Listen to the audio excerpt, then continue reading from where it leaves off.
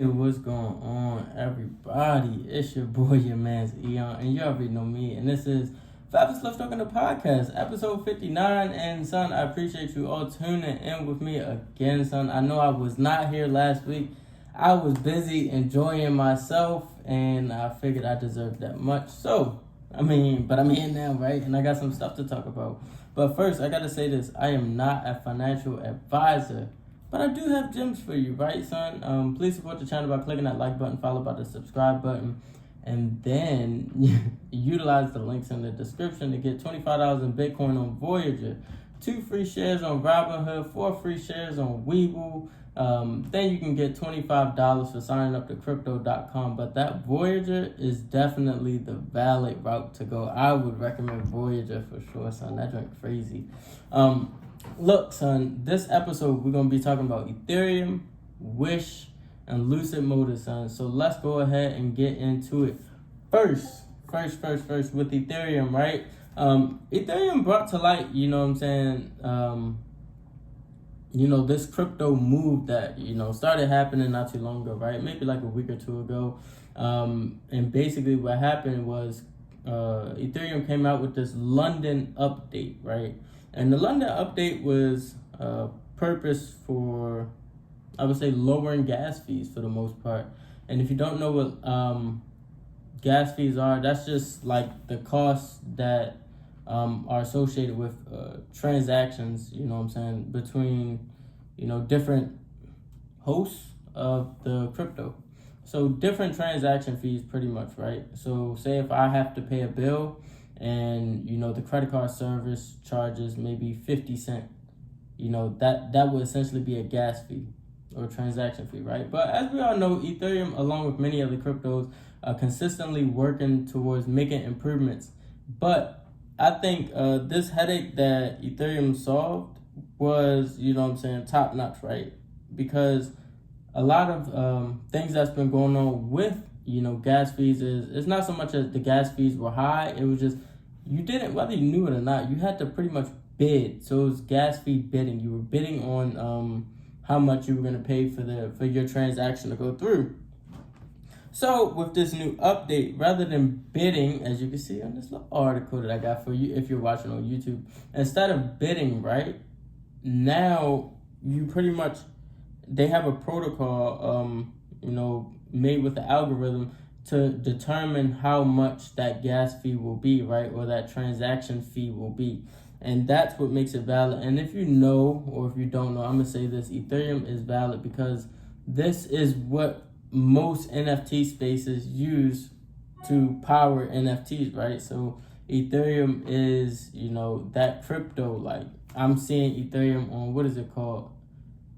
Not specifically Nike Top Shop, but it's incorporated in Nike Top Shop, right? And if you know what that is, that's pretty much like how you can trade, in the NBA replays, right? And you could trade those NFTs there. Son, in addition to that, Tory Lanez just dropped the album, right? Sold 1 million copies for $1 each, right? Made $1 million. And that was done on an NFT platform. So pay attention, look, connect the dots. But hopefully, I'm looking for Ethereum to, give me a nice run back over 4K and towards 5K, creating all-time highs. So that'd be valid, right, son? Next, Wish. Just like I said, I will go over Wish, Lucid, and Ethereum. Next, we're going over Wish. Oh, boy. Son, Wish came down stupid, dumb, crazy, retarded, right? After earnings, they missed their numbers, right? And I think a lot of their sales revenue declined. And no wonder where we at.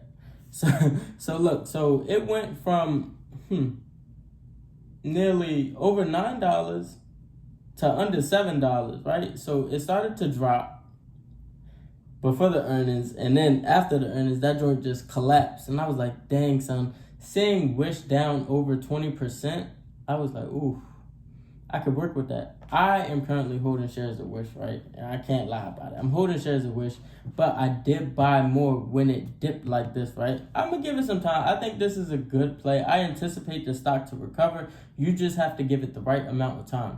So whether that's playing options or shares, I just told you what I'm doing. I'm doing shares. I purchase shares of the stock. Next, Lucid. Oh, before I say that, son, pay attention to that gap on Wish. If you're watching this on YouTube, pay attention to that gap on Wish, right? All gaps get filled for the most part.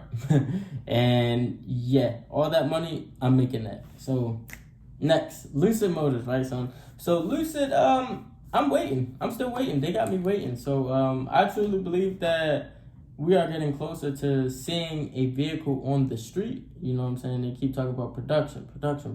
They don't open up all these storefronts. They open up, you know what I'm saying, like it's storefronts, or you could say new locations for, you know, dealerships. That's the word, dealerships. Please forgive me. But now they have these new dealerships, and I believe that the moment we see Lucid on the street is the moment we see the stock price go stupid, dumb, crazy, retarded, right, son? So me personally, I'm looking at Lucid trading in this range, right? Anytime Lucid Motors drops on the $24, this guy is buying, right? Me, I am this guy. I'm buying shares of Lucid. So I'm not telling you what to do, but I think Lucid Motors is a good buy under $24. Next, we are done, right? So now I want to go ahead and go over, you know what I'm saying, the extras, right? So don't forget, Jermaine's Hustle class. Tune in, listen, learn. It's valid. And then my hidden gem, Chewy. Chewy is a runner, son. Like, Chewy is a runner. It's a track star. I think Chewy is valid, son. And if you know me, you know I've been trading Chewy since it was in his 50s, right? It was in his 50s. Chewy ran up, Chewy dropped down, got it back again in the 70s, and we are ready to explode, right? I'm anticipating a fine price target on Chewy, which I'm not going to disclose on, this podcast, because I pretty much saved that for my group, you know what I mean? But yes, son, Chewy is definitely the hidden gem of the week.